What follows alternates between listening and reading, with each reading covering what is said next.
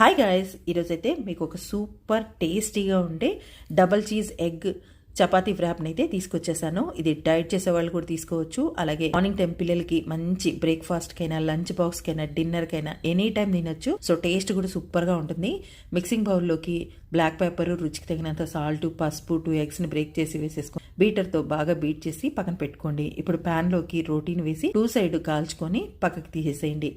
ప్యాన్లోకి చిన్న బటర్ ముక్క వేసుకొని ప్యాన్ అంతా స్ప్రెడ్ చేసుకున్న తర్వాత టమాటా పీసెస్, క్యాప్సికమ్ పీసెస్, ఆనియన్ పీసెస్ని పెట్టేసి 2 నిమిషాలు ఉంచేసిన తర్వాత ఎగ్ బ్యాటర్ని వేసేసుకొని చపాతీని పెట్టేసి 1 సైడ్ కాల్చుకొని మరో సైడ్కి ఫ్లిప్ చేసి మరోవైపును కూడా కాల్చిన తర్వాత డబల్ చీజ్ని పెట్టేసి పైనుంచి కొత్తిమీర జల్లేసి ఆనియన్స్ని కూడా పెట్టేసుకొని ఫోల్డ్ చేసి 2 సైడ్ కాల్చుకొని సర్వింగ్ ప్లేట్లోకి తీసేసుకోవడమే.